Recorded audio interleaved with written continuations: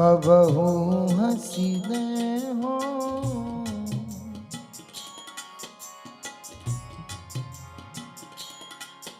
इतना